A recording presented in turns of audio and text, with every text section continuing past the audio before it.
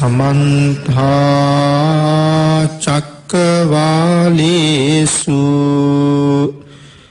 अत्रा गच्छन्तु देवता सद्धम्मं मुनिराजस्स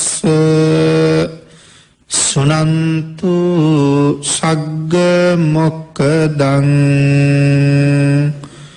धम्मස්සවන කාලෝ අයං බදන්තා ධම්මස්සවන කාලෝ අයං බදන්තා ධම්මස්සවන කාලෝ අයං බදන්තා නමෝ තස්ස භගවතු අරහතෝ සබ්බ ධම්මේසු අප්පටිහත ඥානචාරස්ස දස බලධරස්ස චතු වේසාරජ්‍ය විසරදස්ස සබ්බ සත්තුත්තමස්ස ධම්මිස්ස රස්ස ධම්මරාජස්ස ධම්මස්සාමිස්ස තථාගතස්ස සබ්බඤුනෝ සම්මා සම්බුද්දස්ස නමෝ තස්ස භගවතු අරහතු සබ්බ ධම්මේසු අප්පටිහත ඥානචාරස්ස දස බලධරස්ස චතු වේසාරජ්‍ය විසරදස්ස සබ්බ සත්තුත්තමස්ස ධම්මිස්ස රස්ස ධම්මරාජස්ස ධම්මස්සාමිස්ස තථාගතස්ස සබ්බඤුනෝ සම්මා සම්බුද්දස්ස නමෝ තස්ස භගවතු අරහතු සබ්බ ධම්මේසු අප්පටිහත ඥානචාරස්ස දස බලධරස්ස චතු වේසාරජ්‍ය විසරදස්ස සබ්බ සත්තුත්තමස්ස ධම්මිස්ස රස්ස ධම්මරාජස්ස ධම්මස්සාමිස්ස තථාගතස්ස සබ්බඤුනෝ සම්මා සම්බුද්දස්ස සද්ධර්ම ශ්‍රාවක කාරුණික ගුණගරුක බෞද්ධ පින්නතුනි සද්ධර්ම ශ්‍රවණය කරන්න සූදානම් වෙන මේ සදහැවතුන් වෙනුවෙන් අද ධර්ම දේශනාව සිදු කරවන්න දායකත්වයේ දරන සත්පුරුෂ දායක පින්වත් පිරිස අති උතුම් වූ සද්ධර්ම දානමය පින්කම මුදුන්පත් කරගන්නවා. ඔබ සියලු දෙනාට අනුකම්පාවෙන් මේ දේශනාව ප්‍රචාරය කරවන්න කටයුතු කරපු නිසා මේ සියලු දෙනාටම මේ මොහොතේ සද්ධර්ම ශ්‍රවණය කරන්නට ලැබෙනවා. බුදුරජාණන් වහන්සේ දේශනා කොට වදාළ ඒ අති උතුම් ධර්ම රත්නයේ ශ්‍රවණය කරන මේ වෙලාවේ බුදුරජාණන් වහන්සේ විසින්ම දේශනා කොට වදාළ උතුම් බලාපොරොත්තුව මුදුන්පත් කර ගැනීම සඳහාම අපි ධර්ම ශ්‍රවණය කරමු. අපි හැම කෙනාම මේ බලාපොරොත්තුව ප්‍රාර්ථනාව සිහිපත් කළොත් මෙම ධර්ම දේශනාව ශ්‍රවණය කරන අතරතුරදීම මාගේ පංච නීවරණ ධර්මයන් යටපත් වේවා, සප්ත බෝධ්‍යාංග ආදී ධර්මයන් වැඩි දියුණු වේවා.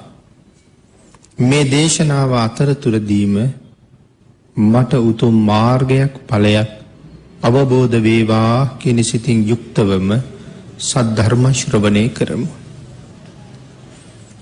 පින්නතුනි, අද ධර්ම දේශනාවේ මාතෘකාව හැටියට මම යොදා ගන්න කල්පනා කළේ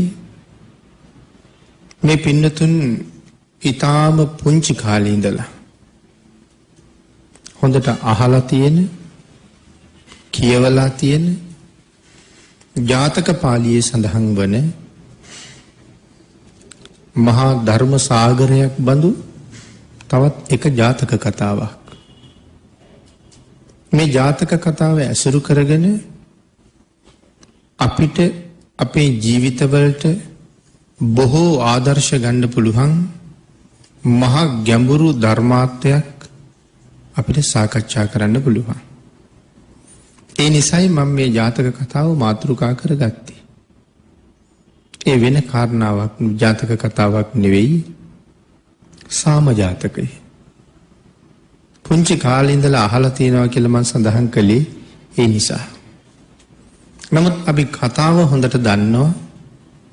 මහබෝසතාණන් වහන්සේගේ ශ්‍රේෂ්ඨ චරිතය, බඹලොවින් ඇවිල්ලා මෙලව ඉපදිච්ච උන්වහන්සේ අම්මගේ තාත්තගේ චරිත කතාව මනාව මේ ජාතක අට කතාවල පිළිබිඹු කරලා තියෙනවා. අපි මේ කාරණාව සාකච්ඡා කරමු. මේ ජාතක කතාව ආරම්භ කරනකොට එක ගාථා රත්නයක් සඳහන් කරනවා. මේ ගාථා රත්නය සාම කුමාරයා තමයි සිහිපත් කරන්නේ. කෝනුමං උසුනා විජ්ජී පමත්තං උදහාරකං කත්තියෝ බ්‍රාහ්මනෝ වෙස්සෝ කෝමං විද්ධා නිලියති. කෝනුමං උසුනා විජ්ජී පමත්තං උදහාරකං, වතුර අරගෙන යන්න ආපු මට කවුද විද්දි? කත්තියෝ ශාස්ත්‍රයේක්ද? බ්‍රාහ්මනෝ බ්‍රාහ්මණයෙක්ද? වෙස්සෝ වෛශ්‍යයෙක්ද කියලා කියන්නේ එහෙම නැත්නම් සිටුවරයෙක්ද? කෝමං විද්ධා නිලියති, කවුද මට විදලා හැංගුනේ කියලා තමයි අහන්නේ.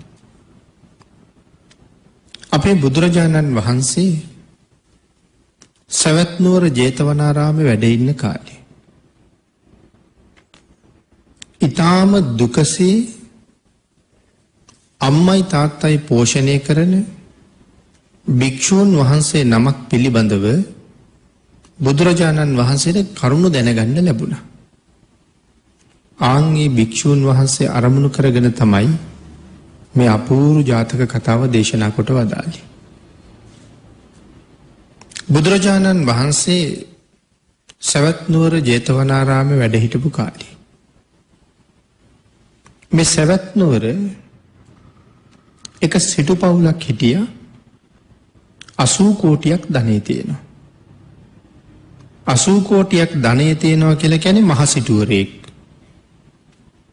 සිටු කියලා කියන්නේ 40 කෝටියක් විතර ධනෙ තියෙනවා නම් සිටුවරයෙක්. 80 කෝටියක් හෝ ඊට ඉක්මෝල ධනෙ තියෙනවා නම් මහ සිටුවරයෙක්. එතකොට මේ සිටු පවුල මහ සිටු පවුලක්. 80 කෝටියක් වස්තුවෙන් ආඩ්‍යයි කියලා සඳහන් කරලා තියෙනවා. මේ සිටු පවුලේ එකම පුත්‍රයයි හිටියේ. වෙන දරුවෝ හිටියේ නැහැ. නමුත් එක දවසක් මව්පියන්ට ඉතාමත්ම ප්‍රියමනාප වෙච්ච, මව්පිය දෙදෙනා ඉතාමත්ම ලෙන්ගතු වෙච්ච මේ පුත්‍රයා බොහෝම සතුටින්, ඒ වගේම කිසිම දෙයකින් අඩුවක් නැතුව මව්පියන්ගේ සෙනෙහස මැද්දේ හැදිලා වැඩිලා පෝෂණය වුණා. මේ දරුවා එක දවසක් දැක්කා මේ තෙල් මල් අරගෙන සුදු වතින් සැරසිලා පිරිසක් පෙරහැර යනවා වගේ පිරිසක් යනවා. මේ පිරිස යන්නේ කොහෙද කියලා විපරම් කරලා බලහම මේ යන්නේ ජේතවනාරාමයට. දැන් ළමයා ලොකුයි. මෙයාට හිතුණා මටත් යන්න ඕනේ ජේතවනාරාමයට. මමත් යන්න ඕනේ බණ අහන්න. එහෙම හිතලා අනික් පිරිස වගේම සැරසිලා සුවඳ මල් ආදී අරගෙන මේ දරුවත් බුදුරජාණන් වහන්සේ ළඟට ගියා. බුදුරජාණන් වහන්සේගෙන් ධර්ම ශ්‍රවණය කළා. ධර්ම දේශනාව අවසානයේ මේ දරුවට හිතෙනවා මටත් මේ උත්තම ශාසනයේ පැවිදි වෙන්න නැත්තම් කොච්චර හොඳද කියලා. පිරිස යනකම් ඉඳලා බුදුරජාණන් වහන්සේ ළඟට ගිහිල්ලා අහනවා ස්වාමීනි මාත් මහාන කරගන්න බැරිද කියලා. බුදුරජාණන් වහන්සේ සඳහන් කළා වගකිව යුත්තේ බාරකාරී එහෙම නැත්නම් අම්මා තාත්තා ඉන්නවනම් ඒ අයගෙන් අවසර නැති කවුරුවත් මේ ශාසනය පැවිදි කරන්නේ නැහැ කියලා. කවුද මේ උපදේශය බුදුරජාණන් වහන්සේට දෙන්නේ? උන්වහන්සේගේම තාත්තා. රාහුල කුමාරයා පැවිදි කරපු වෙලාවේ මේ කාරණාව සඳහන් කරලා භාග්‍යතුන් වහන්සේට මතක් කළා ස්වාමීනි මව්පියන්ගෙන් අවසර නැති කවුරුවත් අය ශාසනය පැවිදි කරන්න එපා කියලා. තාත්තා කෙනෙක් කොයි තරම් ශ්‍රේෂ්ඨද? තාත්තා කෙනෙකුගේ ගුණය මොන තරම් අසීමාන්තිකද? ලෞතර බුදුරජාණන් වහන්සේට උපදෙස් දෙන්න තරම් සමත් දෙවියෙක් බ්‍රහ්මයෙක්වත් මහ රහතන් වහන්සේ නමක්වත් මේ ලෝකේ සමත් නැහැ. ධර්මාසනේ වාඩි වෙලා පැය ගණනක් ධර්මදේශනාව සිදු නොකොට භාග්‍යතුන් වහන්සේ වැඩ ඉන්නවා නම් සරියුත් මහ රහතන් වහන්සේවත් අහන්නේ ස්වාමීනි ඇයි දේශනාව තවම පරක්කු කියලා. මොකද හැමෝම දන්නවා දේශනාව පටන් ගන්න සුදුසු වෙලාව අපි හැමෝටම වඩා හොඳට දන්නේ බුදුරජාණන් වහන්සේ බව. කෙනම් හෝ කරුණක් නිසා තමයි තාම දේශනාව පටන් ගන්න නැත්තේ. බුද්ධ ගෞරවය නිසා කවදාවත් අහන්නේ ඇයි පරක්කු කියලා. එහෙමවත් අහන්නේ නැත්තම් බුදුරජාණන් වහන්සේට අවවාදයක් දෙන්න කොහොමත් යොමු වෙන්නේ නැහැ. නමුත් සුද්ධෝදන මහරජුරු භාග්‍යතුන් වහන්සේට මේ කාරණාව මතක් කළා. එදා තීරණය කළා භික්ෂුන් වහන්සේලටත් දැනුවත් කළා මව්පියන්ගෙන් අවසර නොගෙන එන කිසිම දරුවෙක් මේ ශාසනය පැවිදි නොකරන්න ඕන කියලා. පැවිදි කරනවා නම් තවත් විශේෂ කාරණාවක් දේශනා කළා. මෙහෙම වුණොත් පැවිදි කරන්න කියලා. නමුත් අපි මූලික කාරණාව දැනගත්තාම ඇති කියලා හිතෙනවා. ඉතින් ඒ නිසා බුදුරජාණන් වහන්සේ සිහිපත් කළා මව්පියන්ගෙන් අවසරයක් අරන් එන්න. හැබැයි මව්පියෝ කීයටවත් මේ පුතාට අවසර දෙන්නේ නැහැ. මොකද එකම පුතා. ඉතින් මෙයා ඒ නිසා සඳහන් කළා මට මහාන වෙන්න දෙන්නේ නැත්නම් මං උපවාස කරනවා. දැන් උපවාසයක් පටන් අරගෙනයි තියෙන්නේ. උපවාසය තමයි නොකා නොබී ඉන්න එක. ඉතින් දවස් කීපයක් ගෙවුණා. මොන ක්‍රමයකින්වත් මෙයාට ආහාර දෙන්න බෑ. නෑයන්ට කිව්වා, යාළුවන්ට කිව්වා, කවුරු කතා කළත් හරියන්නේ නැහැ. අන්තිමට සියලු දෙනාගේම නිගමනය වුණේ එහෙනම් අපි මෙයා මහාන කරමු. මෙහෙම ඉඳලා මැරිලා ගියොත් අපිට කෙනෙක් ඇත්තෙම නැහැ. මහාන වෙලා හරි දකින්න ඉන්නවනම් අපේ හාමුදුරුවෝ කියන්න කෙනෙක් හරි ඉන්නවා. ඒ හින්දා මහාන කරමු. බුදුරජාණන් වහන්සේ ළඟට ගිහිල්ලා මේ අවසරයෙන් පැවිදි වුණා. අවුරුදු 5ක් භික්ෂූන් වහන්සේලා යටතේ ධර්මයේ විනය මනාව ප්‍රගුණ කළා. 5 අවුරුද්දක්. ඊට පස්සේ මේ භික්ෂූන් වහන්සේ කල්පනා කරනවා ඝන සංගණිකා රාමයට මං කැමති නෑ. ඒ කියන්නේ භික්ෂූන් වහන්සේලා ගොඩක් වැඩ ඉන්න තැනක ඉන්න මම කැමති නෑ. ඒක මගේ විවේකයට ලොකු බාධාවක්. සංසාරයෙන් එතර යෑම මගේ මූලික අරමුණ බවට පත් වෙච්ච නිසා බුදුරජාණන් වහන්සේගෙන් අවසර ඉල්ලගෙන උන්වහන්සේ දුෂ්කර ප්‍රදේශයකට වැඩම කළා. ඉතා දුප්පත් ගම්පියසක දුෂ්කර ප්‍රදේශයක පොඩි කුටියක් තුල උන්වහන්සේ මහානදම් සම්පූර්ණ කරන්න පටන් ගත්තා. භාවනාදී කටයුතු ආරම්භ කළා. ගත වෙලා ගියපු කාලය 12 අවුරුද්දක්. නමුත් ස්වාමින් වහන්සේට තවම සෝවාන් ආර්ය තත්වයටවත් එන්න බැරි වුණා. එක එක්කෙනාගේ සංසාරේ මේ උතුම් ආර්ය භාවයට පත් වෙන්න හේතු වෙන සංසාරේ හේතුන විශේෂිත පින් තියෙනවා. ඒ පින මෝරලා එළඹෙන තුරු සමහර විට මගඵල නොලැබෙන එකක් නැහැ. සෝවාන් ආර්යයන් වහන්සේලා පිළිබඳව සඳහන් කරනකොට එහෙම නැත්නම් ආර්ය තත්වයට පත් වුණ උතුමන් ගැන සඳහන් කරනකොට අපි සඳහන් කරනවා දහසක් නයින් ප්‍රතිමන්විත අති උතුම් සෝවාන් බව ලැබුවා කියලා. මේ දහසක් නයින් ප්‍රතිමන්විත කියන කාරණාව එතන තියෙන ගණන් ක්‍රමයක්. ණය ක්‍රමයේ ගණන් ක්‍රමයක්. ඒ ගණන් ක්‍රමයේ පිනතුනි වෙනම දේශනාවක් හැටියටම අපි සාකච්ඡා කරන්න ඕනේ. මොකද බොහෝ දෙනා සමහර වෙලාවට අහනවා මේ දහසක් නයින් කියන්නේ ඇයි කියලා. අපි ඒ කාරණාව සාකච්ඡා කරමු තවත් දේශනාවක. නමුත් මේ ලෝකේ කෝටි ගාණක් සෝවාන් වහන්සේලා පහළ වුණත් ඒ කෝටි ගානම මේ දහසක් නයින් කියන කාරණාවෙන් එක කරුණක් යටතේ තමයි සෝවාන් වෙලා තියෙන්නේ. කරුණු 1000ම සම්පූර්ණ කරනවා කියලා නෙමෙයි කියන්නේ. දහසක් නයින් කියහම කරුණු දහසක් තියෙනවා. මේ කරුණු දහස සෝවාන් වෙන ක්‍රම 1000ක් තියෙනවා. මේ 1000න් එකක් යටතේ තමයි එක්කෙනෙක් සෝවාන් වෙන්නේ.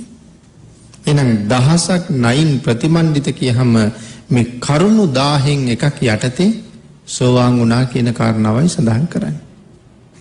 ඉතින් මේ ණය ක්‍රමය මොකක්ද කියලායි මම කිව්වේ අපි ඊළඟ දේශනාවක්ම අරගෙන සාකච්ඡා කරමු. ඒක ඒ තරම් දිගට ටිකක් කරුණු ගණනාවක් පැහැදිලි කරන්න තියෙන කාරණාවක්. නමුත් මේ ස්වාමීන් වහන්සේ තාම සෝවාන් වුණේ නැහැ.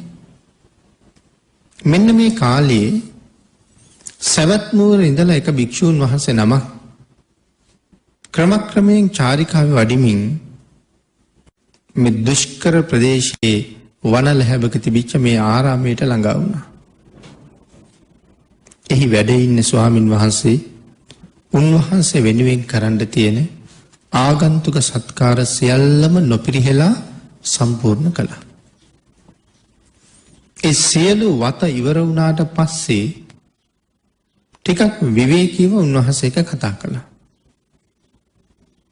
මේ භික්ෂූන් වහන්සේලාට ආගන්තුක වත කියලා වෙනම වතක් තියෙනවා. ආගන්තුක ස්වාමින් වහන්සේ නමක් වැඩියහම උන්වහන්සේ වෙනුවෙන් කළ යුතු කටයුතු. මොකද මේ ආරාම පූජා කරලා තියෙන්නේ සිවුදියෙන් වඩින මහ සංඝයාට. වැඩියා වූද නොවැඩියා වූද සිවුදිකින් වඩින්නා වූද මහා සංඝයාටයි ආරාම පූජා කරලා තියෙන්නේ. ඒකයි ඒ තරම්ම ආනිසංස වැඩි. එහෙම සඳහන් කරාම මහ රහතන් වහන්සේලගේ පරම්පරාව ඉඳලා සියලුම දෙනාට පූජා කරලායි තියෙන්නේ. දායකයන්ට අල්ප මාත්‍ර නෙමෙයි අප්‍රමාණානිසංසයි. ඉතින් ඒ නිසා යම් ආගන්තුක භික්ෂුවක් වැඩම කළොත් මේක උන්වහන්සේගේ තැන. නමුත් මෙතන ඉන්නේ මම. ඒ නිසා මෙතන බඩු මුට්ටු උපකරණ තියෙන තැන් ඔක්කොම දන්නේ එතන ඉන්න කෙනා. ඒ දේවල් අරගෙන සංඝ උපස්ථාන කරලා උන්වහන්සේලා සුවපත් කරන්න ඕනේ. මේ ස්වාමින් වහන්සේත් තමන්ගෙන් වෙන්න ඕන උපස්ථාන කටයුතු සියල්ල මනාව සම්පූර්ණ කළා. විවේකීව කතා කරනකොට අර ස්වාමින් වහන්සේ සඳහන් කළා ආයුෂ්මතුනි මම සවැත් නුවර ඉඳලා එන්නේ. පුදුම සතුටක්. තමන්ගේ ගමේ ඉඳලා කෙනෙක් වැඩලා බුදුරජාණන් වහන්සේ ගැන මහරහතන් වහන්සේලා ගැන බොහොම කරුණු අහලා දැනගත්තා. ඒ කරුණු අහලා අවසානයේ අර සිටු පවුල ගැන ඇහුවා.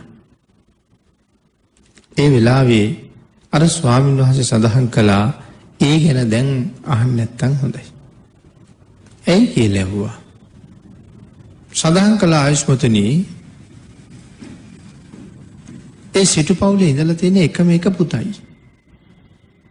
ඒ පුතා මහාන වෙලා. පුතා මහාන වුණාට පස්සේ ඒ සිටු සම්පත්තිය බාරගන්න වෙන කෙනෙක් හිටියේ නැහැ. කුඹුරු වැඩ කරන අය ඒ වගේ ආදායම් තම තමන්ට ඕන හැටියට ගත්තා. මෙව්වා ඉතින් කාට පරිහරණය කරන්නද කියලා හිතලා. කර්මාන්තවල වැඩ කරන අය කර්මාන්තවල ආදායම් ගත්තා. ගෙදර වැඩ කරන දැසිදස්සු රන් රිදී මුතුමැණික් තිබිච්චවුවා පොඩි බැඳගෙන අරන් ගියා. අන්තිමට සිටු දෙපළට ජීවත් වෙන්න ක්‍රමයක් නැතුව ගියා. වතුර උගුරක් නමුත් දෙන්න කෙනෙක් හිටියෙත් නැහැ. අන්තිමට මාලිගාවත් විකුණා. මාලිගාවත් විකුණලා මේ දෙන්න කබල් කටු දෙකක් අරගෙන හිඟමනට පාරට බැස්සා. මේ විදිහට කරුණු කාරණා සඳහන් කරගෙන යනකොට අර ස්වාමින් වහන්සේගේ ඇස් දෙකෙන් කඳුළු ගලන එක නතර වෙන්නේ නැතුව ගියා. ඉකි ගහ ගහ ඇඬුවා. අනික් ආගන්තුක ස්වාමින් වහන්සේ ඇහුවා මෙහෙම අඬන්න හේතුව.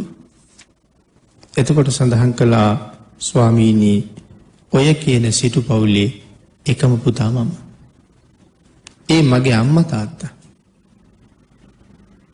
මේ කාරණා උන්වහන්සේට දැනුවත් කරලා උන්වහන්සේට කිව්වා මම හෙට පිටත් වෙලා යනවා මව්පියෝ බලන්න.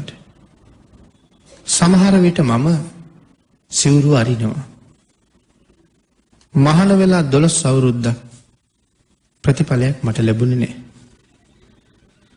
ඒ නිසා සිවුරු ඇරලා අම්මා තාත්තා වෙනුවෙන් කරන්න තියෙනවා නම් යම් යුතුයකමක් මට මං ඒ යුතුයකම සම්පූර්ණ කරනවා. එහෙම කරුණු කියලා අර පන්සල උන්වහන්සේට බාර කරලා පාත්තරා සිවුරුත් අරගෙන මගට බැස්සේ ජේතවනේට එන්න. සවැත් නුවරට එන්න. මේ මාර්ගය ඇවිල්ලා වැටුනේ ජේතවනාරාමේ පිටිපස්සට. එක පාරක් සවැත් නුවරට අනික් පාර ජේතවනේට. ස්වාමීන් වහන්සේ කල්පනා කරනවා සවතටම පිටත් වෙනවද ජේතවනේට යනවද? එහෙම කල්පනා කරලා ස්වාමීන් වහන්සේ අන්තිමට තීරණය කළා බුදුරජාණන් වහන්සේ මුණ ගැහෙන්න මට ආයේ ලැබෙයිද දන්නේ නැහැ මව්පියෝ ළඟට ගියහම. අන්න ඒ නිසා අද ජේතවනාරාමයට ගිහිල්ලා බුදුන් වැඳලා බණ අහලා හෙට පිටත් වෙනවා. එහෙම තීරණය කළා. උන්වහන්සේ ජේතවනාරාමයට වැඩියා. බුදුරජාණන් වහන්සේ වන්දනා කළා. ධර්ම ශ්‍රවණය කළා. පහවදා පිටත් වුණා. බොහෝ කාලෙකින් මව්පියෝ ළඟට යන නිසා නිකම්ම යන්නේකත් හොඳ නැති හින්දා උදේම ටිකක් පිණ්ඩපාතෙත් වැඩියා. ඒ වඩිනකොට හම්බුණා කැඳ ටිකක්. මේ දේවලුත් අරගෙන මව්පියෝ ළඟට ගිහිල්ලා මව්පියෝ හොයලා බලලා ඉන්න තැන හොයාගෙන කැඳ වළඳන්න දීලා මව්පියන් වෙනුවෙන් කරන්න තිබිච්ච සංග්‍රහය කළා. හැබැයි පාත්තරෙත් අරගෙන ගිහිල්ලා මව්පියෝ දෙන්න හිඟමනේ ගිහිල්ලා නතර වෙලා ඉන්න තැන බලාගෙන ඉන්නකොට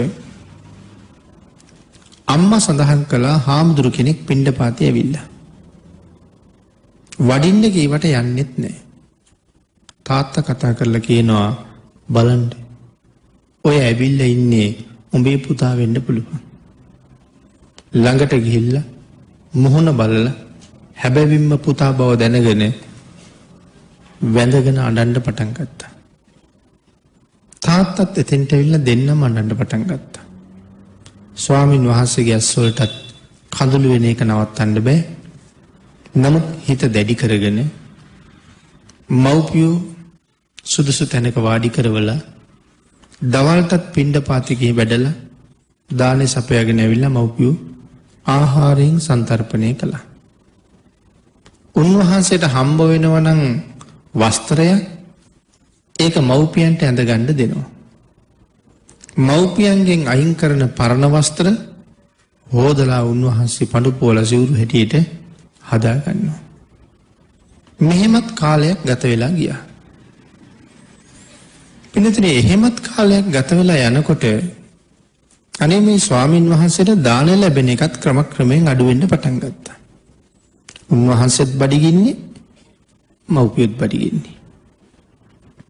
මේ ගැන හිතලා ස්වාමින් වහන්සේ දැන් බොහෝම කෘෂ වෙලා භික්ෂූන් වහන්සේලා පිරිසක් උන්වහන්සේ දැකලා ඇහුවා ඔබ වහන්සේට කිසියම් අසනීපයක් තියෙනවද? ඔබ වහන්සේ බොහොම ලස්සන පෙනුමට හිටපු කෙනෙක්. නමුත් දැන් බොහොම කෘෂ වෙලා ඒ ලස්සන නැති වෙලා මොකක් හරි අසනීපයක්ද කියලා ඇහුවා. ඒ වෙලාවේ සඳහන් කළා නෑ. එහෙම එකක් නෑ. හැබැයි මෙහෙම ප්‍රශ්නයක් තියෙනවා. මේ කරුණු සඳහන් කරාම අර හාමුදුරුවෝ අහනවා තුනුරුවන්ගේ නමින් ලැබෙන සිව්පසය ගිහියන්ට දෙන්න ඔබ වහන්සේට ලැජ්ජ නැද්ද කියලා. එතකොට ආපහු හිතෙන්න පටන් ගත්තා මම කරන්නේ වරදක්ද කියලා. දැන් ඔය කල්පනාවක් තියෙනවා ආහාර ලැබෙනවත් අඩුයි. අනික් හාමුදුරුවෝ ජේතවනාරාමයට ගිහිල්ලා කාරණාව බුදුරජාණන් වහන්සේටත් කියලා. ඒ නිසා අපේ බුදුරජාණන් වහන්සේ පණිවිඩයක් කියවුවා ඒ භික්ෂූන් වහන්සේට තමන් වහන්සේ මුණ ගැහෙන්න කියලා.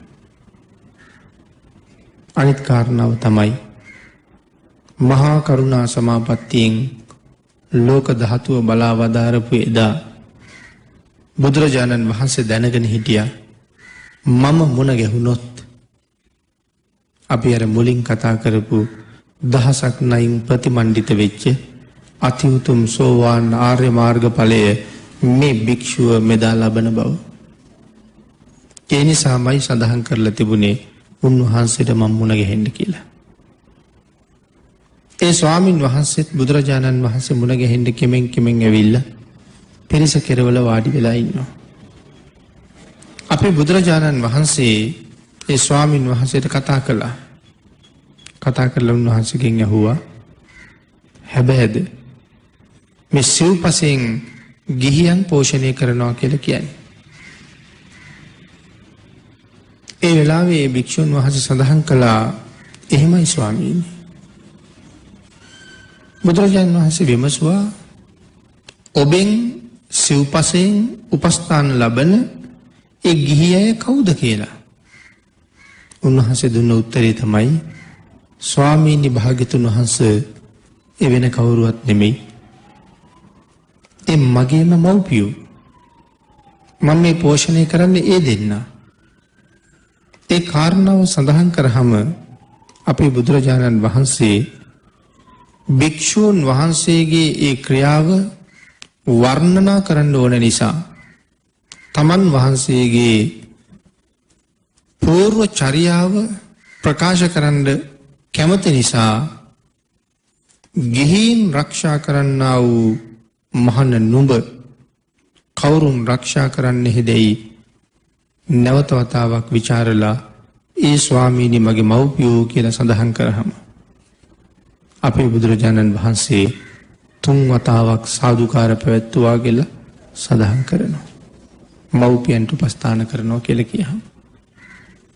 ඒ විතරක් නෙමෙයි සාදුකාර පවත්වලා මතක් කළා මහණ ඔබ පෙර මම ගිය මග යන කෙනෙක්. පෙර මමත් ඔහොමයි. ඔබත් අද ඒ මග එහෙම්මම යනවා. කියන කාරණාව ඒ භික්ෂූන් වහන්සේට සිහිපත් කළා. මව්පියන් රැක්ක පරිදි අසන්න කැමතියි කියලා භික්ෂූන් වහන්සේලා බුදුරජාණන් වහන්සේට මතක් කළා. ස්වාමීනි ඔබ වහන්සේ පෙර මව්පියෝ රැකගත්ත හැටි උපස්ථාන කරපු හැටි අපි දැනගන්න කැමතියි කියලා මතක් කළා. ආන්ගේ භික්ෂූන් වහන්සේලා එහෙම මතක් කරාම තමයි ඒ අති උතුම් වූ සාම ජාතකයේ බුදුරජාණන් වහන්සේ දේශනා කොට වදාළේ. ඒ කොහොමද සඳහන් කරනවා අතීතයේ බරණැස් නුවර පිළියක් නම් රජුරු කෙනෙක් රාජ්‍ය කරන සමයේ බරණැසට නුදුරු තැනක ගංගාවක් තිබුණ කියලා. බරණැස් රාජ්‍ය සමීපේ ගඟක් තිබිලා තියෙනවා. රටේ රජුරුවන්ගේ නම පිළියක්. පිළියක් කියන රජුරුව තමයි ඒ කාලේ රජු. මේ ගංගාවේ මේ පැත්තේ 500ක් ගෙවල් තියෙනවා වැදි කුලයේ අය. ගඟේ එහා පැත්තේ 500ක් ගෙවල් තියෙනවා වැදි කුලයේ අය. නමුත් මේ වැදි නායකයෝ දෙන්න හරිම ලෙන්ගතුයි. ඒ දෙන්න දවසක් කතා වෙලා තිබුණා යම් හේතුවකින් ඔබට හෝ මට දුවෙක් පුතෙක් අපි දෙන්නට ඉපදුනොත් දෙමාරුවට අනිවාර්යෙන් ඒ දෙන්න විවාහ වෙනවා දකින්න අපි කැමති වෙමු කියලා. එහෙම කැමැත්තෙන් අදහස් හුවමාරු කරගෙන කාලයක් ගත වෙනකොට ඒ අය විවාහ වුණා. ඒ අයට දැන් දරු සම්පත් ලැබෙන්න ළඟයි. මෙහා ගංතරේ වැදි නායකයාගේ බිරිඳගේ පවුලේ බඹලො විංචුත වෙලා ඇවිල්ලා බ්‍රහ්ම රාජ්‍යය පිළිසිඳ ගත්තා. එහා පවුලේ වැදි නායකයාගේ පවුලෙත් බඹලො විංචුත වෙලා ඇවිල්ලා තවත් බ්‍රහ්මෙක් පිළිසිඳ ගත්තා. ඒ බ්‍රහ්ම රාජයා මනුලොව උපදිනකොට ස්ත්‍රී ආත්මයක් අරගෙන ඉපදුණා. මේ බ්‍රහ්ම රාජයා මනුලොව උපදිනකොට පිරිමි ආත්මයක්ම තමයි ලැබුණේ. දරුවෝ දෙන්න ලොකු මහත් වුණා. මව්පියෝ යෝජනා කළා දැන් කාලේ හොඳයි. අපේ ළමයි විවාහ කරමු කියලා. සාම කුමාරයාට පවුලේ අය යෝජනාවක් කළා දැන් ඉතින් පුතේ විවාහ වෙන්න සුදුසුයි කියලා. සාම කුමාරයා විවාහ ජීවිතය අතිශයින්ම පිළිකුල් කරනවා. මේ වචන ටික ඇහෙනකොට ඔය මොනවද කියන්නේ කියලා කිව්ව විතරක් නෙමෙයි තමන්ගේ කන් දෙක අතින් වහගත්තා කියලා කියන්නේ. විවාහය ගැන කියනකොට. ඇයි විවාහයට මෙච්චර අකමැති? බඹලොව ඉඳලා ඇවිල්ලා තියෙන්නේ. බ්‍රහ්ම ලෝකේ කාම සම්පත්තියක් කායික සම්භෝගයක් නැහැ. ඒ හින්දා මේ කාම සැපේට බ්‍රහ්මයෝ පුදුම විදිහට අකමැති. ඒ හින්දායි මේ කියන්නේ මට නම් ඇහෙන්නවත් කියන්න එපා. කන් දෙකත් වහගන්න. අර පැත්තෙන් අර දුවට යෝජනාව කරනකොටත් ඇයත් එහෙම්මමයි. කන් දෙකේ ඉඳලා වහගන්නවා. ඒ වෙලාවේ ඇය ලියුමක් ලිව්වා. මේ දරුවෝ දෙන්නගේ නම මෙහා වැදිගමේ නායකයාට ඉපදිච්ච පුතාගේ නම දුකුල. මව් කුසින් උපදිනකොට දුහුල් වස්ත්‍රයකින් පිළිගත්ත නිසා නම තියෙනකොට දුකුල කියලා නම තිබ්බා. එහා ගමේ වැදි නායකයාගේ දුව පාරිකා නමින් හැඳින්වුවා. පරතෙර ඉපදිච්ච නිසා ඇගේ නම පාරිකා. දැන් දුකුලයි පාරිකයි තමයි මේ විවාහයට අකමැති. පාරිකා දේවිය ලියුමක් එවනවා දුකුල කුමාරයාට මම නම් ග්‍රාම්‍ය වූ ක්‍රියාවන්ට සම්බන්ධතා දක්වන්න කැමැත්තක් නැහැ. මෙතන ග්‍රාම්‍යයි කියලා කිව්වේ කායික සම්බන්ධතාවයට මං කොහොමත් කැමති නැහැ. ඔබට එහෙම අවශ්‍යතාවයක් තියෙනවා නම් වෙන තැනකින් විවාහ වුණාට කමක් නැහැ කියලා. මෙහෙන් යන ලියුමෙත් කිසි වෙනසක් නැහැ. ඒකම තමයි ලියලා තියෙන්නේ. අඹුසැමි සම්බන්ධතාවයට දෙන්නම අකමැති. කෙසේ වෙතත් මව්පියන්ගේ හිත් පිත් රිදවන්න බැරි නිසා දෙන්නම විවාහ වුණා.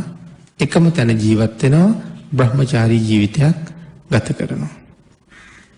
දෙන්නම වැඩි කුලේනේ. නමුත් දඩේමේ යන්නෙත් නෑ. අඩුම තරමේ මරලා ගෙනල්ලා දෙන සතෙකුගේ මස් ටිකවත් විකුණන්න යන්නේවත් නෑ. මැරිච්ච සතාගේ මස්වත් විකුණන්නේ නෑ. පස්සේ මව්පියෝ ඇහුවා පුතේ ඔහොම ඉඳලා ඉතින් යමක් කරන්න බෑ. උඹේ අදහසක් තියෙනවා නම් කියපන් කියලා. මෙයා සඳහන් කළා වෙන අදහස් මොනවද? මහාන වෙනව ඇරෙන්න කියලා. දෙන්නගේම අදහස මහාන වෙන්න. දැන් මේ අබුද්ධෝත්පාද කාලය. ඉතින් මව්පියන්ගෙන් දැන් හොඳටම අවසර තියෙනවා. මහාන වෙනවා නම් මහාන වෙන්න.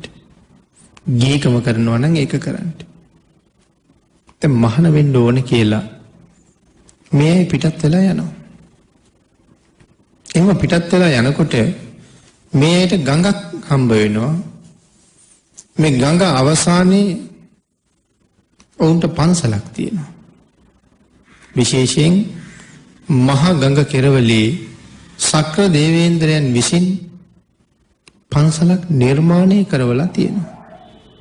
සඳහන් කරනවා හිමාලයේ ගංතෙරට පැමිණි යම් තැනකින් මිගසම්මත නම් ගංගාවක් හිමවතින් බැස ගඟට පැමිණියාද හිමාලයෙන් ගලාගෙන එන ගඟක් තියෙනවා. ඒ ගඟේ නම මිගසම්මත. මෙන්න මේ මිගසම්මත ගංගාවේ වතුර ඇවිල්ලා තවත් වෙනත් මහ ගඟකට වැටෙනවා. හිමාලයෙන් එන මේ වතුර අර ගඟ දිගේ පහළට යනවා. මේ අය මහ ගඟ තරණය කරලා මිගසම්මත ගඟ ගාවට ගියා. දෙන්නම යන්නේ සිල් රකින්නයි. සක්‍ර දේවේන්ද්‍රයන් වහන්සේට ඒක දැනුණා. විශ්වකර්ම දිව්‍ය පුත්‍රයාට කතා කරලා කරුණු කියහම මිගසම්මත ගංගාවේ ටිකක් ඉහළ පැත්තේ අපූර්ව පන්සලක් මැව්වා. තවුස් පිරිකරත් මැව්වා. පන්සල තියෙන තැන දැනගන්න බැරි හින්දා මිගසම්මත ගංගාව ගාවට එනකන් එක අඩියක පාරක් හැදුවා. මේ දෙන්න ඒ පාර දිගේ ගියා. හරි ලස්සන පන්සලක්. තවුස් පිරිකරත් තියෙනවා. දුකල තාපසතුමා කල්පනා කළා අපි මෙහෙ එන බව දැනගෙන සක්‍ර දේවේන්ද්‍රයන් වහන්සේ පන්සල හදන්න ඇති. ගිහිවත් ගලවලා පැවිදි වතට සමාන මවල තිබිච්ච පිරිකරින් ඇඳුම් අරගෙන ඇඳගෙන තාපසවරයෙක් වගේ ජටාව හිසේ බැඳගත්තා. තමන් තවුස් වෙස් අරගෙන මහන වෙලා තමන්ගේ බිරිඳත් මහන කළා. දැන් දෙන්නම ඉතාමත්ම සහයෝගයෙන් ගුණධර්ම පුරාගෙන මේ පන්සලේ ඉන්නවා. සක්‍ර දේවේන්ද්‍රයන් වහන්සේ විටින් විට මේ දෙන්නට උපස්ථාන කරන්න පන්සලට එනවා. මේ කරුණු ළඟ නතර වෙලා ගැඹුරට බොහෝසේ සාකච්ඡා කරන්න තියෙන තැන්. ඉපදුනේ වැඩි කුලයක දෙන්නම. අන්තිමට තරුණ වයසට ඇවිල්ලා විවාහ වුණා. නමුත් කායික සම්භෝගයක් ඇත්තෙම නැහැ. ඊට පස්සේ ඇවිල්ලා මහාන වුණා. මහාන වෙලා සිල් ගුණ ආරක්ෂා කරනවා. දෙදෙව් ලෝකයට අධිපති සක්දෙවිනු මේ සිල්වතුන්ට උපස්ථාන කරන්න මනුලවට එනවා. යේ ගහට්ටා පුඤ්ඤකාරා සීලවන්තෝ උපාසකෝ ධම්මේන දාරං පෝසෙන්ති තං නමස්සාමි මාතයි. සක්‍ර දේවේන්ද්‍රයන් වහන්සේ මනුස්ස ලෝකෙට වඳිනවා කියලා සඳහන් කරන්නේ. මනුස්ස ලෝකෙ පැත්තට වඳිනකොට එක දවසක් මාතලී අහනවා ස්වාමීනි පස්පව් කරන ගඳ ගහන මිනිස්සුන්ට ඇයි වඳින්නේ කියලා. අන්න එදා සඳහන් කළේ ওই ගාථාව. මාතලී එහෙම කියන්න එපා. යේ ගහට්ටා පුඤ්ඤකාරා සමහර ගෘහපතියෝ ඉන්නවා හරියට පින්කම් කරනවා. සීලවන්තෝ උපාසකෝ ඊටාම සිල්වත් ගුණවත් උපාසකයෝ මනුස්ස ලෝකේ ඉන්නවා. ධම්මේන දාරං පෝසෙන්ති කිසිම අධාර්මික අකටයුතු වැඩක් නැතුව ඊටාම ධාර්මිකව හොයාගත්ත වස්තුවෙන් අමුදරුව පෝෂණය කරන අය මනුස්ස ලෝකේ ඉන්නවා. ධම්මේන දාරං පෝසෙන්ති තං නමස්සාමි මාතලී මාතලී අන්න ඒ කට්ටියට මම වඳිනවා. එතකොට කාටද වඳින්නේ? පින්කම් කරන ගෘහපතියන්ට. පොය වගේ විශේෂිත දවස්වල අටසිල් සමාදන් වෙන අය අනිත් හැමදාම පන්සිල් මත ජීවත් වෙන අය. ධාර්මිකව ධනෙ උපයලා අමුදරුව පෝෂණය කරන අයට දෙවියන්ගෙන් පවා තියෙන පුදුම අනුග්‍රහයක්. මේ ආර්යයන් වහන්සේලාගේ අනුග්‍රහය ලබන්න නම් ඔබේ අඩුපාඩුවක් නම් ඔබේ ජීවිතේ වෙනස් කරගන්න වටිනවා. දැන් අපි සඳහන් කළා උපන්න තැනින් වැඩක් නැහැ කියලා. දෙන්නම ඉපදුනේ රොඩි වැඩි කුලී. එතකොට අපි කතා කරන විදිහට බොහොම පහත්ම කුලයක්. නමුත් දැන් ඉන්නේ කොහෙද? දැන් ඉන්නේ සිල් ගුණ පුරන සිල්වත් ගුණවත් උතුම් වෙලා. විවේකීව හුදකලාවි. ඒ ගුණ පුරනකොට තියෙන වැදගත්කම අපේට මතක් කරන්න ඇති නීත මහරහතන් වහන්සේ ගැන. නීත කියන්නේ පුක්කුස කුලයේ ඉපදිච්ච කෙනෙක්. පුක්කුස කුලයේ අපේ වැඩි මේ ගැන අහලා නැත්තේ එහෙම කුල අද නැති හින්දා. මොකන්ද මේ පුක්කුස කුලය කියලා කියන්නේ? මිනිස්සු මල් ගෙනල්ලා මල්ලාසන උඩ පූජා කරලා යනවා. පුක්කුස කුලේ කට්ටිය මල් ටික පරවෙච්චාම ආසනෙ උඩින් අයින් කරනවා. එතකොට පුක්කුස කුලේ අයට බාර වෙලා තියෙන්නේ මොකද්ද? පරමල් අයින් කරන්න.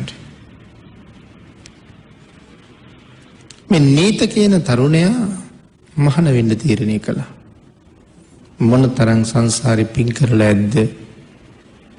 කෙස් රොද බානකොට නීත රහත් වෙනවා. එහෙම රහත් වෙච්ච නීත දැන් මහරහතන් වහන්සේ කල්පනා කළා බුදුරජාණන් වහන්සේ මම වෙනුවෙන් දරාපු වීරියට මගෙන් උපහාරයක් ලැබෙන්න ඕනේ. බලන්න මොන තරම් සත්පුරුෂද කියලා. බුදුරජාණන් වහන්සේ මහා කල්ප අසංඛ්‍ය 4,01,000ක් තිස්සේ මේ සියලු කැපකිරීම කරන්නට යෙදුනේ කවුරු වෙනුවෙන්ද? ඒ මම වෙනුවෙන්. උන්වහන්සේ මම වෙනුවෙන් ඒසා දීර්ඝ කාලයක් දුක් විඳනනම් මගේ මුළු ජීවිතේම බුදුරජාණන් වහන්සේ වෙනුවෙන් කැපකිරුවොත් වැඩිම වුණොත් මට අවුරුදු 75ක් 80ක් අද ජීවත් වෙයි. උන්වහන්සේ මහා කල්ප අසංඛ්‍ය 4,01,000ක් අප වෙනුවෙන් දුක් විඳිනකොට අවුරුදු 60-70ක් බුදුරජාණන් වහන්සේ දේශනා කරපු මාර්ගයේ ගමන් කරන්න යමෙකුට බැරි නම් ඔහු ඒකාන්තයෙන් මාර්යාගේ පාර්ශවයේ කෙනෙක් කියලාම තමයි කියන්න වෙන්නේ. ආන්ගේ හින්දා අපි ගැනත් නිතර හිතන්න ඕනේ. නීත මහරහතන් වහන්සේ තීරණය කරන්නේ භාග්‍යතුන් වහන්සේට උපහාර දැක්වීමක් හැටියට මම ආර්ය වංශ ප්‍රතිපදාව සම්පූර්ණ කරන්න ඕනේ. ඊටාම නිහතමානී වෙන්නයි පාංශුකූලයක් හොයන්නේ. නීත තෙරුන් පාංශුකූලයේ අතට ගන්නවා. ඒ කියන්නේ කහල් ගොඩක විසි කරලා තිබිච්ච රෙදි කෑල්ලක්. කාත් කවුරුවත් නැති රෙදි කෑල්ල උන්වහන්සේ අතට ගන්නකොට බඹලුවින් අවදි වුණා මහ බ්‍රහ්මයා සමාධියෙන් වැඩ ඉඳලා. දෝත එකතු කරලා වැඳගත්තා. නීත තෙරුන් පාංශුකූලයේ අරගෙන පාර දිගේ වඩිනවා. නීත තෙරුන් පාංශුකූලයේ අරන් ගිහිල්ලා සෝදනවා. බ්‍රහ්ම රාජු 700ක් බඹලුවින් අවදිලා දෝත නල්ල මත තියාගෙන වැඳගෙන ඉන්නවා. මේ වැද්දෙක්නේ කියන කතාවක් තියෙනවද? නෑ, ගුණයට අප්‍රමාණව සලකනවා. එහෙම වන්දනා කරගෙන ඉන්නවා. ඒ තරම් නිහතමානී. ඒ තරම්ම ගුණගරුකයි. එහෙමනම් සම්මා සම්බුද්ධ ශාසනයේ ඔබට මට හම්බෙලා තියෙන මොහොත අපි කොයි තරම් පල නෙලන්න ඕනද? එහෙමනම් මෙතනත් අපි කතා කළේ දුකුලයි පාරිකයි ඉපදිලා ඉන්නේ වැඩි කුලයක. දැන් ඒගොල්ලෝ ගිහි සැපත් හැරලා බ්‍රහ්මචාරීව සිල්ගුණ පුරනවා. සමහර මිනිස්සු යන්නේ නැතිකොට සක්‍ර දේවේන්ද්‍රය ඇවිල්ලා කුල කතාවක් නෑ මේ දෙන්නගේ සේවකයා වෙනවා. සමහර තැනක සමහර කෙනෙක් ශාසනයේ නමුත් පැවිදි කරන්න ගියහම අහවල් කුලේනේ කියලා කතා කරන අය ඉන්නවා. ඔහොම අය පැවිදි කරලා බෑ. උසස් අපේ නෑයෝ ලව්වා වන්දවල බෑ. තාම බුද්ධ ශාසනයේ හුළඟවත් දැනිලා නැහැ.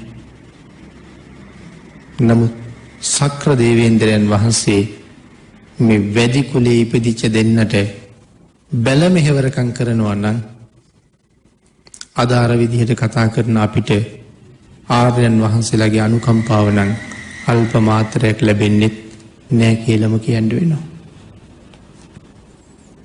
මෙහෙම උපස්ථාන කරලා යනවා. සමහර දවස්වලට ඇවිල්ලා. ඒ කියන්නේ නිකම්ම එනව නෙමෙයි, සක්දෙවිඳු වගේම එන්නේ. මේ දෙන්න දැන් දන්නවනේ එන්නේ කවුද කියලා. එක දවසක් සක්‍ර දේවේන්ද්‍රයන් වහන්සේ මේ දෙන්නට මේ තරම්ම ලෙන්ගතු හින්දා කල්පනා කළා අනේ දරුවෙකුත් නැහැ. කවදා හරි දවසක මේ දෙන්න අසරණ වෙයිද කියලා. බලහම මේ දෙන්න ලොකු කරදරයකට මුහුණ පානවා. ඒක සක්දෙවිඳු දකිනවා. දැකලා එක දවසක් ඇවිල්ලා යෝජනාවක් කරනවා දුකුල තාපසතුමාට අනාගතයේ ඔය දෙන්නට කරදරයක් වෙනවා. ඒ හින්දා දරුවෙක් හදාගත්තොත් හොඳ නැද්ද කියලා. ගිහි ගෙදර ඉන්න කාලෙවත් නොකරපු වැඩ. ඒ වෙලාවේ අහනවා සක්‍ර දේවේන්ද්‍රයාණෙනි, ගිහි ජීවිතේ ගත කරන කාලෙවත් අපි අතර නොතිබුණ දෙයක් සිල් ගුණ පුරන කාලේ අහවල් ලේහිකට මතක් කරනවද කියලා. ඒක වෙන්නේ නැහැ කවදාවත් කිව්වා. නමුත් සක්දෙවිඳු කල්පනා කළා නමුත් මේක කොහොම හරි කරන්න ඕනේ. එහෙම වෙන්න බැරිම නම් සඳහන් කළා පාරිකා දේවිය ඍතුන් සම්පූර්ණ කළාට පස්සේ ඒගේ නාභිය පිරිමදින්න කියලා. ඒක බාරගත්තා. මේ සක්‍ර දේවේන්ද්‍රයන්ගේ බලපෑම නිසාම. එහෙම දවසක් ඇයටත් මේ කරුණ දන්වලා තියලා එදා නාභිය පිරිමැද්දා. මේ වෙනකොට අපේ මහ බෝසතාණන් වහන්සේ එක අවධියක මනුලව බොහෝසේ පාරමිතා පුරලා දෙව්ලොව ඉපදිලා ඉන්න වෙලාවක්. දෙව්ලොවින් චුත වෙන්න වෙලාව හොය හිටියේ. මේ දෙවියන්ට තමන්ගේ ආයුෂය හදිස්සියේ දාලා චුත වෙන්න බෑ වරදක් නැත්තම්. සමහර දෙවියෝ නම් කේන්ති ගිහිල්ලා ඉක්මනට ආයුෂ පිරිහිලා චුත වෙනවා. එහෙම නැත්තම් අවුරුදු කෝටි ගණන් ආයුෂය. නමුත් බෝසතාණන් වහන්සේලාට පුළුවන් නැවත පාරමිතා පූර්ණේ කරගන්න මනුලව යන්න ඕනේ. දැන් දෙව්ලොව හිටිය ඇති කියලා අදිෂ්ඨාන කරපු ගමන් දෙව්ලොවින් චුත වෙනවා. අපේ මහා බෝසතාණන් වහන්සේත් බඹලොවයි හිටියේ. පාරිකා දේවියගේ නාභිය පිරිමැදලා දරු ගැබකට සූදානමින් ඉන්නවා. බෝසතාණන් වහන්සේ දෙව්ලොවින් චුත වෙලා මේ දෙන්න ළඟට ආවා. එහෙමනම් ආපෞසරයක් ආයිත් කියනවා සිල්වත් නම් ගුණවත් නම් මහ බෝසතාණන් වහන්සේත් ඒගොල්ලන්ගේ කුලේ මොකද්ද කියලා හොයන්නේ නැහැ. ඇවිල්ලා පිළිසිඳ ගත්තා. නිසි කල් වයස් ක්‍රමානුකූලව ගෙවුණා. දරුවා බිහි කරන කාලේ ළඟා වුණා. පාරිකා දේවිය රත්තරම් පාට දරුවෙක් බිහි කළා. ඒ කුමාරයාට නම තිබ්බේ සාම කියලා. නමුත් හඳුන්වන්නේ ස්වර්ණ සාම කියලා. රත්තරන් සාම. මේ ගොල්ලෝ ජීවත් වෙන්නේ පුදුමාකාර මෛත්‍රී ප්‍රතිපදාවක. සාම කුමාරයාගේ අම්මා තාත්තත් එහෙමයි. ඒ ගොල්ලන්ගේ මෛත්‍රී භාවනාවේ තරම කොච්චරද කියලා කියනවනම් කැලේ ඉන්න තිරිසන් සත්තු පවා මෛත්‍රී කරන්න පටන් ගත්තා කියලා කියනවා. පින්තුනි ධර්ම දේශනාවට තියෙන කාලේ නිමා වෙලා තියෙන නිසා අපි මේ ජාතක කතාවේ ඉතුරු හරිය ඊළඟ දේශනාවෙන් සාකච්ඡා කරන්න ඉඩ තියලා දැනට දේශනාව මෙහෙම නිමා කරමු. අද දේශනාවේ සදැහැති දායකත්වයේ සයිප්‍රසී වාසය කරන MP ශාකිලා සෙව්වන්දී තරව්වැව බිංගිරිය ලිපිනෙහි පදිංචි පවුලේ සියලු දෙනා විසින් උතුම් අරමුණ MP සුවාරිස් තමන්ගේ තාත්තා අභාව ප්‍රාප්ත වී වසර 7ක් ගතවීම නිමිත්තෙන් පින් අනුමෝදන් කිරීම. SM නිව්ටන් සමන් කුමාර මාමණ්ඩි වසර 14ක් අභාව ප්‍රාප්ත වෙලා කල්ගත වෙන නිසා ඒ බාප්පාට පින් අනුමෝදන් කිරීම. මාමණ්ඩියට පින් අනුමෝදන් කිරීම. සුජීවත්ව සිටින ආච්චි අම්මා අවුරුදු 85ක් ආයු වළඳනවා මේ වෙනකොට. ආච්චි අම්මාට නිදුක් නිරෝගී භාවයේ චිරජීවනයේ ප්‍රාර්ථනා කිරීම. විදේශගත වී සිටින MP සුනීතා කල්යාණී තම මෑණියන්ට ආශිර්වාද කිරීම. ස්වාමියාට සහ තම එකම පුතුට නිදුක් නිරෝගී සුව ප්‍රාර්ථනා කිරීම.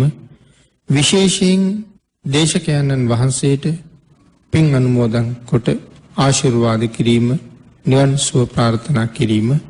උන්වහන්සේගේ මව්පියන්ට සම්බුද්ධ ශාසනය දායාද කර දුන් ගුරුදේවෝත්තමයන් වහන්සේලාටත් ඊ타මත්ම කෙටි කාලයකින් සැප සහිත ප්‍රතිපදාවකින්ම පහසු ආකාරයෙන් වහවහ නිර්වාණ අවබෝධයට මේ පින් හේතු වේවා.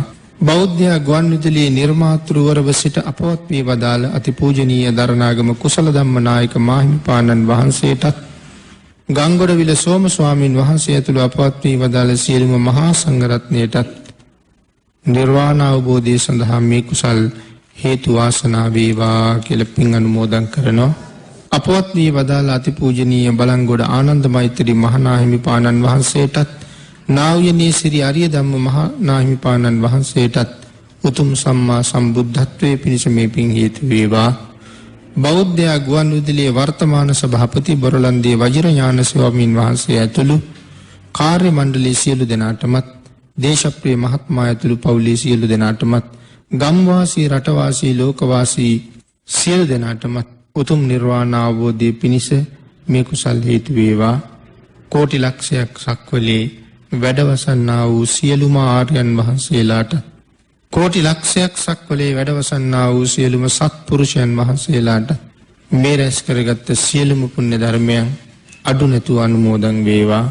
බ්‍රහ්ම රාජ මණ්ඩලයේ දිව්‍ය රාජ මණ්ඩලයේ මේ උතුම් කුසල් අනුමෝදන් වේවා කියලා පින් ප්‍රාර්ථනා කරනවා. ආකාසට්ඨා ච බුම්මට්ඨා දේවා නාග මහිද්దికා පුඤ්ඤන්තං අනුමෝදිත්වා චිරං රක්칸තු ලෝක ශාසනං දේවෝ වස්සතු කාලේන සස්්‍ය සම්පත්ති හෝතු ච පීතෝ භවතු ලෝකෝච රාජා භවතු ධම්මිකෝ